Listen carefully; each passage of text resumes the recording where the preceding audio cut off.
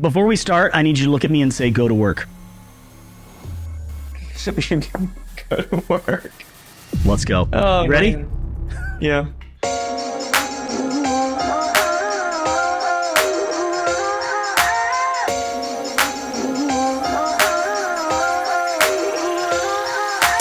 If you do something long enough, you'll eventually meet people who are crushing it in that field, and Tyler Staton is one of those people for me.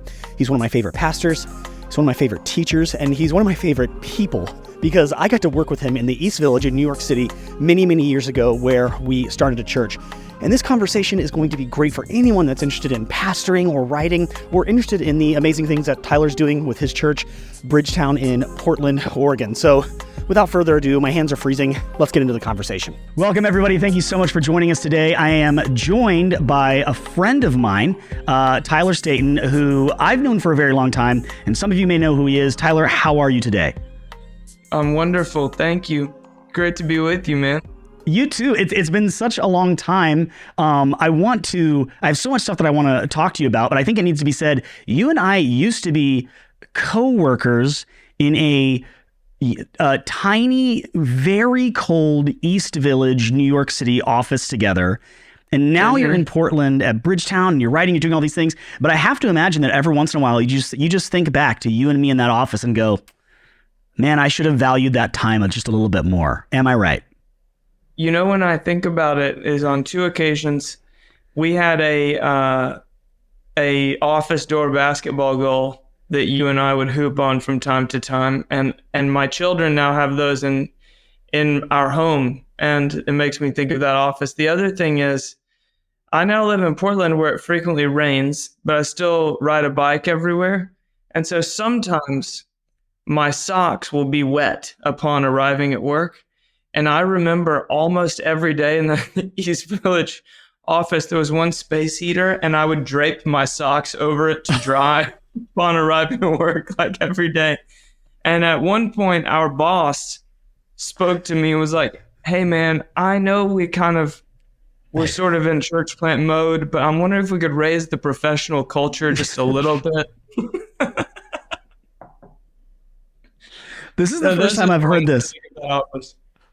I never knew that. This is the first I'm hearing of this. Maybe I forgot, but I've never heard this. That makes me, knowing all of the elements that go into that story, that's great. Yeah. That's great. Podcast over. I've gotten everything I need. The problem is we were living in New York City where it would snow a lot. Yeah. And I only had Chuck Taylors. Like, it took me years before I was like, you know what? Everyone else seems to have these winter boots. Yep. And it just took me years to realize not everyone's feet are wet and cold all the time for several months a year. That's right. I'm still in the Chuck Taylor zone at that point. I had to learn that lesson as well. Let's talk about, let's start pre-Chuck Taylor Tyler. I mean, I know a lot of people, know who you are. They love to read your stuff. Tyler, you were one of my favorite teachers on the planet. I love watching your stuff and listening to you teach, even when we work together and now. But can you kind of just give us like a real quick, tell me your ministry story? How, I know a bit of it, but tell me how you got into things and how you got to the point where you're now in Portland doing ministry. Yeah, I mean, I tell this story. I tell my faith journey in my most recent book. On prayer, but my ministry story would be, I remember not being sure if I was allowed to become a pastor, because a lot of people talked about a call to ministry. And so I was like, I guess you're supposed to have a subsequent salvation experience where God tells you are supposed to do this with your life. And I asked the pastor of the church my family attended in Tampa, the Tampa area of Florida, how do you know if you're called to ministry? And he said, if you can't imagine yourself doing anything else. And that was really helpful to me because I was like, oh, great. That's how I feel. And then I was way more interested in the Bible than anything else I could study. And so I went to Bible college and basically spent 4 years studying one book, which means I have a very, very small set of skills today, not Liam Neeson skills, but a different set. And I then you were a part of a church plant in New York City, and my older brother Josh was as well, just like a very small team of a handful of people. And that exposed me to two things. One, so I was a senior in high school, decided I wanted to study the Bible, I wanted to go into ministry, and then I went and visited my older brother in Manhattan. And you guys were meeting in the back room of a bar on the Upper West Side. Do you remember that? Underground lounge. Yeah, in the very early days. And two things happened. One is seeing my older brother live in like a metropolis. I think my vision for what I could do if I chose to in my life expanded. It was like there was just more world available to me to explore and grow into than I knew. And the other thing is, going to that Sunday evening at that church plant, it felt like the most sincere attempt to live the book of Acts that I had been a part of to that point in my life, honestly. And I remember even, church planting is very common now, but that would be approximately 20 years ago. And then it wasn't. And so I still remember feeling like, are you allowed just to start one of these? Is this like how it happens? Because I'd never seen anyone do that before. And so then I think I just felt like I want to give the rest of my life to trying to live the Bible. And the John Tyson, who was the planting pastor of that church with you and Josh and a few others, then offered me the stellar opportunity to start a youth ministry on behalf of that church, with the agreement that I would raise my own salary for 2 years, and then maybe, depending on how it went, they would see if they had any money to compensate me after that. And that sounded like the opportunity of a lifetime to me, honestly, because I wanted so badly to be a part. It still does, man, I just was like, I want to be a part of this. And so then I accidentally started a youth ministry among first-generation immigrant teenagers living below the poverty line in Lower Manhattan. And that's simply because the first couple of teenagers I met lived near my apartment, and it was in that area. Basically, like a couple different after-school programs were particularly empowering to what I was trying to start on behalf of these, like the youth of New York City. And I got to know some kids through those after-school programs. One thing led to another. It was honestly very much like the early ministry of Jesus is how it felt to me when I was like 22, because I was just discipling these kids who, none of them spoke English in their homes. None of them had any interest in Jesus really, but they kind of were okay hanging out with me. And so we would play basketball and do that kind of thing. And then once a week, I would have intentional conversations with them about the Gospel of Matthew. And we would read through it together and then saw a number of those kids come to faith. And then eventually the birth of a youth ministry. That youth ministry was then adopted by a church that you and I worked at together in the East Village.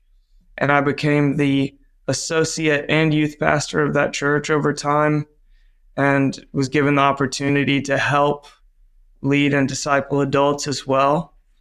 And then eventually had a really profound moment of clarity where I felt like I was meant to hand off that youth ministry to an indigenous leader, meaning someone that actually was of the culture and spoke the language of the majority of those families and had grown up there. And this guy came about who really fit the bill. And so I handed it off with no plan for what I was going to do next.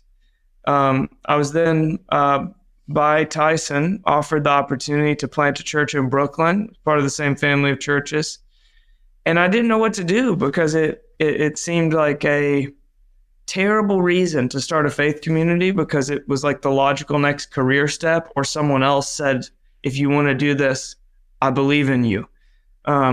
And so I processed that a lot with Kirsten, my wife, and eventually she prayer walked around the neighborhood of Williamsburg, Brooklyn, and said, I want to do this and I want to do it here. And so I followed her lead, and we moved just right across the river. Like I could still see my old apartment from my new apartment, and lived and ministered in Brooklyn for 7 years, where I planted a church. And probably all of my most painful memories in ministry up to this point and most fond memories happened in those 7 years in Brooklyn. And then very, very unexpectedly, got a phone call from my friend John Mark, asked me to come and pastor the church that he had planted 18 years before, Bridgetown Church in Portland, Oregon. I began laughing on the phone call and said no immediately. I said, there's no way I'm going anywhere, man. And he said, will you please pray about it for 1 week before you tell me absolutely not? And I said, sure. And one thing led to another in prayer, trying to discern that decision. And here I am with rainy socks when arriving to work, like I've always had, but no longer draping them over the space heater. I that's amazing. I love hearing like such a condensed, like there's so much history in that story. And I want to remind you of one thing. I almost interrupted you at the very beginning because you said, I went to Bible college, and I know you went to Bible college because you have my favorite sermon intro of all time, where you're such a gifted teacher, Tyler, and you were teaching in the East Village, and it was early when I remember it was early on. It was early on, and you opened, and we were like, "Oh, it was Tyler's the first teaching time today." that I preached to adults ever. Yeah, dude. Okay. For those listening, huge gamble, and you won. You won this bet because you got up there. You gave an intro where you were explaining like where we were headed that evening, and I was just hooked. I was so engaged with what you were saying, and you ended your little intro, your very great intro, and you just paused, and everybody was just like bated breath, waiting for where we were going to go in the Word, and you said, and as you can tell by that amazing intro, I went to Bible college.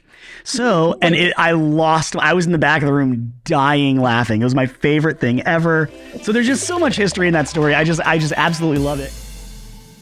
Hey, thanks for listening, but we need to take a quick break to talk to today's sponsor, which is nobody, because I don't have any sponsors. But I will say this, my name is Patrick, and I've been leading worship since I was 13 years old. And for the past 20 years, I've been in New York City, starting churches where I work as a full-time worship pastor. And not only does my local church have a healthy, rested, equipped, and empowered team of rotating worship leaders, but I've been given over the years the opportunity to travel all over, equipping, empowering, and training worship leaders and worship teams in all sorts of different contexts. So if that's something that interests you, please visit my website and reach out to me. It's patrickmurphy.com. patrickmurphy.com. I'd love to connect with you and see how I can help your worship culture and your worship ministry thrive. Thanks again. Let's get back into it. Recently I went out to Portland and got to hang out at your church, and you guys were just the worship and the prayer in the prayer rooms. It was just such a fun time to see you and just to experience all that the Holy Spirit wanted to do. And it's been really cool to see you now. I don't know if become is the right word, but you've become a writer. You've written a couple books. You've got Praying Like Monks, Living Like Fools. You have Searching for Enough. And, you have this story where, it feels like you've made some decisions on your own, and then, God's kind of opened some doors. And when did the writing start? Really unexpectedly. I remember a couple of people at the church I led in Brooklyn asked me a few times, like, do you ever think you'll write? And I said, honestly, there's way too much noise in evangelical literature. So maybe if I pastor for like 30 years, I'll have something worth saying, but no time soon. And then a very close friend basically there was this strange succession of events. I was commuting home from work one day in Brooklyn, and this idea popped into my head that became the book Searching for Enough. And I got home and I told Kirsten, I was like, I've always said I never write. Just as I was biking home, out of nowhere, this idea came, and it felt like God. And I wonder if I'm supposed to write it down. And then the next week, One of my best friends in the world, Pete Hughes, who pastors a church in London, contacted me and said, I was praying for you, and I feel like, and I never said this to him, he's like, but I feel like you've always thought if you would ever write, it would be something like 30 years from now, and God's recently given you the idea, and you're meant to write it. And I was like, okay, then I'll go for it. And I had no idea how publishing worked or anything, so I wrote a full book manuscript, and then just didn't do anything. And then a literary agent emailed me out of the blue, like a couple months after I'd finished, and said, hey, I've listened to you preach a couple times. I think you should write a book, and I want to represent you. And I thought, what kind of real literary agent is just like cold calling people for talent?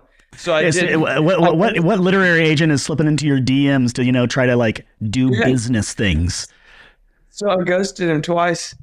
And then my friend, a close friend of mine. Wait, hold on. You ghosted him twice? Yeah, he emailed me twice and I just didn't respond because I thought, like, I don't want to get sucked into a back and forth with this guy. And so it's just like, when you're just hard of hearing as a follower of Jesus. Then a friend of mine who ironically now is my publisher, Andrew Stoddard. He was a lead editor at that point at one of like the big publishing houses in Christian literature. And he was coming through New York City because he represented a couple of other people there. And, full circle here, we went to Bible college together. And so he hit me up and we were just grabbing dinner, and I was like, hey, by the way, I wrote something a few months ago. Can I email it to you and you just tell me if you're like, yeah, I think you might have something, or hey, good try, buddy, like keep doing what you're doing. And so he read the first few chapters on the flight, and then he sat down with me to eat ramen, and I'll never forget this. He was like, hey, I really think you have something here, but you have to get a literary agent. I would never read any manuscript that came across my desk that didn't come from an agent. And I was like, oh, that's kind of weird. This one guy contacted me and he was like, what's his name? And I told him, and he was like, that guy's one of the top 3 agents in Christian publishing. You should respond to him immediately. And I was like, oh no, I double ghosted him 2 months ago. But then double ghosted him. Yeah. And then I emailed him back and we got in touch, and one thing led to another, and Searching for Enough was published, and then Praying Like Monks was published, and now I have just sent in the manuscript for my next book that comes out a year from this month. It's called The Familiar Stranger, and it's all about the life of the Holy Spirit. So I can't wait. It's become like a real something I love to do, and I'm so grateful to have the opportunity to do. Well, that's so great. It's so great to hear that like very real journey. And it's so funny, like both of us being in ministry, I'm sure you've seen this before, that ministry, the church, can be like any other, at times can be like any other corporate ladder where like you said, you get the internship, the youth pastor job, the associate pastor job. Eventually you might get the opportunity to do your own thing, and a lot of people out there, a lot of pastors out there, ministry people, or even corporate world people are like, and then I get to write my book. But throughout that whole journey, one thing that's been very evident is how you have maintained a humility throughout the whole process. I mean, even now you're not degrading yourself, but you're saying like, yeah, I didn't know how it worked, and I finally figured out how it worked. I'm excited about. And so you've been very honoring of God through your teaching, your writing, and the way you pastor and the way you lead. And you've also been super humble while not putting yourself down. So I'm kind of wondering, like, what does your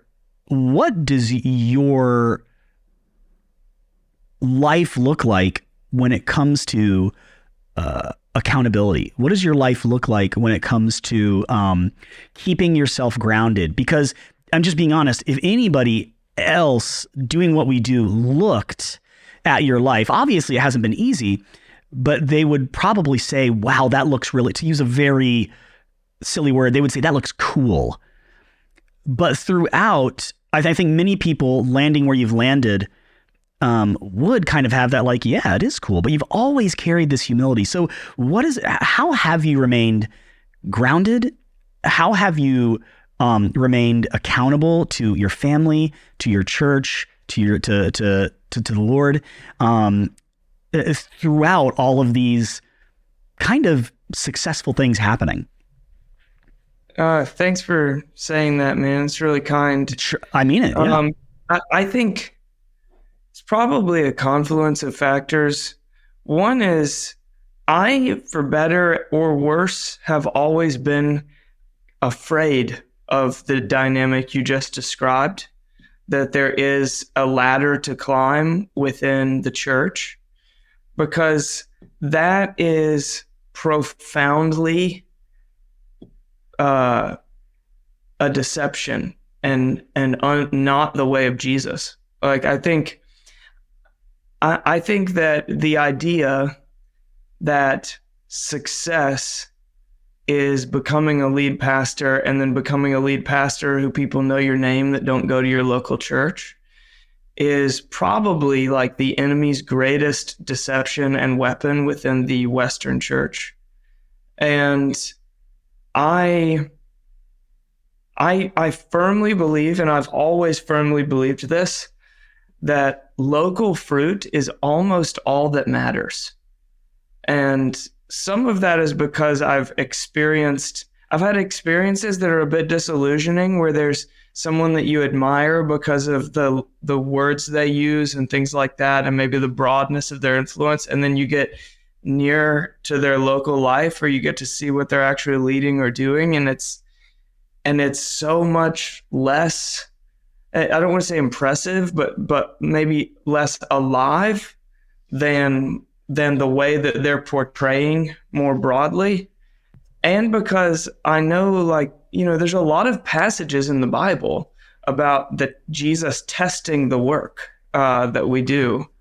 And I just think one day when I'm standing before Jesus, we're probably going to talk about like people with actual names and faces that I was called shepherds to, not like platform, Yeah. And yet I'm not above the appetites that eat people alive. And so I think I've just been like, I just don't want to look at that stuff. I don't want to think about that stuff, because all it will do is eat me up. And wow.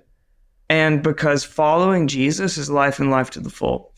And I think I have seen weaknesses in myself that have caused me to invite accountability in as well. So like you were asking, what are my forms of accountability? I have a discernment team made up with people who represent different spheres of my life. One is like my closest spiritual friend in Portland. He's a guy who goes to our church. We have dinner once a month. We share our souls with each other, that kind of thing. One of our elders, one of our board members, and the executive director of our church. So they meet with myself and my wife, Kirsten, quarterly. They come over for dinner, and it's a discernment team dinner. And we decide then any ministry that I will do outside of locally pastoring Bridgetown. So I don't say yes to a book deal or a speaking engagement or anything without it going through that team. So if anyone asks me to do anything, they get a reply from my amazing assistant, Jenny, saying, Tyler plans everything 6+ months out, and he does it in team discernment. So it's going to be 3 months before we can give you a response. And if it's within the next 6 months, then it's just a no. And if you're not okay waiting, no problem. Just do your thing without him. And that's been really helpful, because it means like if I get, it means that and those people know everything. They know all my finances. Like they know my salary, they know my expenses, they know if I'm going to be compensated for this book or for, whatever it is, what that will be and everything. And the reason for that primarily is because I got like, it was probably 18 months ago now. I just kept noticing that I would constantly bite off more than I could chew, but it wasn't because I was getting exhausted or something. It was like this, like I would be, I don't know, in London preaching at a festival, and I would think often like, my son Hank, my oldest son, is 5. He was 5 at that time. And at this Tuesday night, I'm preaching at this thing. And I probably, like, if you fast forward my life 20 years, I will not care how this talk went or even remember what I taught on. But I would probably trade anything to have one more Tuesday night reading a book to Hank when he still is really interested in me reading a book to him. So I need to order my life today in line with what I actually believe is life to the full. But I am not a wise enough person to do that by myself. I've proven that to me up to this point. So I just sat down. I like journaled all this out, and I sat down with this discernment team and I just read them my journal. And then I was like, so will you be this in my life? And they said yes. And so that's a lot of the accountability I have lies there. So I have a lot of kind of strict commitments then about what I will and won't do and everything. And it is slowly curbing me to live in, to borrow from the 7 Habits of Highly Effective People, for my schedule to be aligned with my values. So yeah, I guess that's what accountability looks like. Covey? Isn't that Stephen Covey? Yep. Nailed it, bro. Didn't even go to Bible college. Oh, that's so great. Knowing you, that is the most Tyler response ever. All right, well, you got to wait a couple months. And if you don't want to do that, just do your thing, man. Just do your thing. That's so great. Hey, thanks for listening, but we need to take a quick break to talk to today's sponsor, which is nobody, because I don't have any sponsors. But I will say this. My name is Patrick, and I've been leading worship since I was 13 years old. And for the past 20 years, I've been in New York City, starting churches where I work as a full-time worship pastor. And not only does my local church have a healthy, rested, equipped, and empowered team of rotating worship leaders, but I've been given over the years the opportunity to travel all over, equipping, empowering, and training worship leaders and worship teams in all sorts of different contexts. So if that's something that interests you, please visit my website and reach out to me. It's patrickmurphy.com. ITS patrickmurphy.com. I'd love to connect with you and see how I can help your worship culture and your worship ministry thrive. Thanks again. Let's get back into it. Multiple times in a couple of the questions I've asked you, you have mentioned your family. And it's clear that your family is your first ministry. And that you partner with Kirsten and even big movements in your life. You even said, like, I followed her lead, and like, to consider, I've had many thoughts like that as well about my sons and where I'm spending my time. And gosh, I'm tired, but one day they're not going to be in my home anymore, and I can't talk about it much more without weeping hysterically. So I just respect that. And I wanted to, just to kind of like get a little bit more granular. You have these you have this vision of prayer. Even your book, Praying Like Monks, Living Like Fools. And I've wanted to ask you this for a very long time. We hear the phrase in the church, prayer and worship, which are two different things, but they work so closely together. We both being pastors, but I'm not on the prayer team, and you are not. Unfortunately, you are not on the worship team yet, right? Worship and prayer are two different things, but I believe they do work hand in hand, and it's something important. So can you just, with your own thoughts, your own words, your own journey, like, how do you see worship and prayer working together? Me being a worship pastor, you being someone who's been involved with prayer ministry so long, and both of those ministries working together, both of us for such a long time. How do you see worship and prayer working together?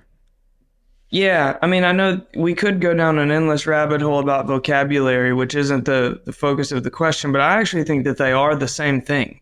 I think that what we call worship, or like, musical worship, is the singing of prayers. And so I think, that's what the Psalms are. Like a bunch of the Psalms are just poetic prayers set to melody. And others of them are just like this one journal entry of David's, and so I think that both of them are aimed at two things primarily, which is communicating my heart to God in the most honest way possible, and getting the things I believe about God from my head down into my heart and my emotions and my bones, And that's why worship or musical worship is very powerful, because it is an articulation of either like my deep prayers or the basic tenets of theology that I already believe. Like God is love and relates to me through grace, not merit. Ideas like that. I believe those things, and I've believed them for a long time, and I'm staking my life on them. And I do find that when I mess something up profoundly, I have a hard time believing those things in my emotions, and in the gut that I actually live from. And singing the theology that I believe really helps, because music is a medium of communication that involves like both the mind and the emotions. It's why there's a soundtrack in every film, right? There's like, if you see the climactic scene of a Spielberg film, but there isn't a triumphant cellos behind it, it's not going to pull tears out of you in the same way. And that isn't manipulative. It's just because music connects with your emotions, and that's a huge part of who you are as a human being. And so to ignore your emotions is foolish, because you can't. It's like a false dichotomy. To be intentional about saying, I want to bring my mind and my emotions to the belief that God is love and he relates to me through grace, is an intentional choice.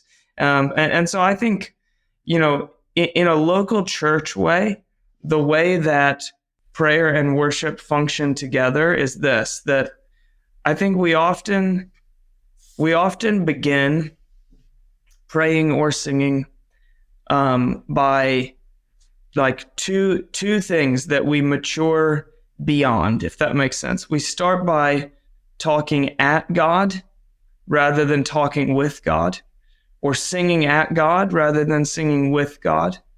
And over time, we learn to be conversational in each of these mediums of direct face-to-face communion with God, where worship is the place that I am receiving what he's saying to me, and it's the place that I'm saying back to him what is deepest in my heart. And it helps that people have thoughtfully put words together melodically and poetically to help me do that. But then secondly, we often begin to pursue either prayer or worship aimed at extrinsic fruit. But over time, we learn that it is intrinsic fruit that we're growing in, which are like psychological terms. But there's these two psychologists that did this study, and they differentiated human motivation extrinsically and intrinsically. And this understanding has had a big impact on me. So it's like, if you told me that you jogged 3 times a week early in the morning, then maybe you do that because you just love the early morning light and the way that it feels to move your body and the rush of endorphins you get from doing that.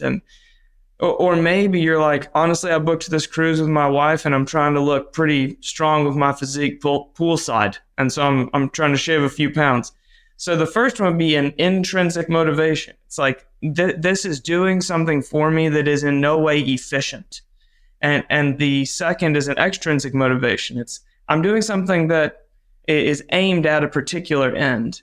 And I would say that prayer and worship, we often begin extrinsically, where it's like, this is aimed at a particular end. I'm doing this because I know that I'm supposed to glorify God, so I'm getting it done. Or I'm doing this because I want God to hear and answer my prayers, and for this conversation to deliver a particular result to me. But over time, we grow and begin to pray and to worship intrinsically, where it's like, I'm doing this because it's the language of my heart, because it's overflowing out of me, because it is a deep longing that I carry all the time. And so this isn't labor, this is love, motivating. So I don't know. I think that's the way of partners is both of these things teach us a way of being with God, you know? Don't do that. You just laid out like just this amazing, prayer, worship, philosophy, sermon / course. And then you end it with, but I don't know. I think, dude, that was so good. That was so helpful. And you reminded me, it's funny. This is funny to me, but also so true. I interviewed our good friend Eric Marshall recently, Young Oceans, great songwriter, and I kept talking to him about his music, and he would, as I'm interviewing him, and Eric, we are friends with Eric. He kept going, well, when I write prayer music, and then a few minutes later, because when I'm, writing prayer music, and I was like, Eric, I feel like you want me to ask you why you call it prayer music instead of worship music. So if I can do that, and he's like, oh, well, I mean, I can explain it. But he basically said, like these are songs that come out of my personal time with Jesus. And he's like, I'm not against worship music or the industry, but I feel like that is such a generic term now that I want it to be known as something that's a part of that's come out of, my time with the Lord. So when you talk about that intrinsic extra, that's so good. That's such a phenomenal way to describe how these two massive disciplines in the life of a believer actually are the same, can be looked at as different. Sometimes one fits into the other, or vice versa. I thank you so much for sharing that. That's just like it's clear that you have. You've spent the time with Jesus working some of that stuff out. And, as we kind of land the plane, I totally respect your time. I'm so thankful that we got to spend some time together. I did want to ask you, as your ministry has grown and as you've seen some new things, talk to some of the worship leaders out there. In your opinion, when it comes to, let's pretend you were hiring a new worship pastor today. What are some of those tangible skills and gifts and qualities that you look for in either a worship leader, pastor, or just ministry in general? Oh, that's a great question. I don't know. I've never articulated this, so let me try my best. I think the first and most important thing would be a passion for the presence of God, more so than a passion for musical excellence or song leadership or well-ordered worship gatherings, or, I don't know, but just I think a worship leader should fundamentally be someone whose great passion is to usher people into the presence of God. I think as a Bible teacher, what I'm always trying to do is take a passage of scripture and stand between the people and the word of God and narrow the space until I'm preaching toward encounter, and people are now having a face-to-face encounter with God. And I think when I think about musical worship, I think about the same thing. I just want someone that is their great passion, is to see these local, ordinary people that are coming from whatever kind of week and say, if I can just get them face to face with Jesus, that would be my great, great goal, because that is where I am remade from within. And so if I can help them in the same way, that would be the number one thing. And I would say, that is not the common passion of every person who is holding down the job that's often called worship leader or worship pastor at a church. So I try to discern that. And then secondly, I think, man, this is a strange thing to articulate, but someone that I have a huge amount of fun leading worship with. By which I mean, honestly, it's so fun what we get to do. It's so fun to try to read what God is doing on a particular day, to have come really well prepared, But I think of the worship gathering like the communion bread, where it's like we've brought this and we're going to break it open for the people, and sometimes it's going to like break open as if it was like when you score worship bread from underneath and it's like perfectly two halves. And other times this thing might be all kinds of crumbly when we tear it. But this is a well-prepared feast that we are then breaking in front of a group of people and saying, come and taste and see. And so I just think, like Christian, who I get to lead with right now, I laugh with him often. We laugh when we make mistakes. We cry. We enjoy leading worship together. And so I think if you're not enjoying it, something is off. Something very critical is off. And so I would say I look for that. And then probably, I'm kind of skipping over all the character things and everything that I would look for, but like integrity, things like this, relationship to Jesus, all highly important.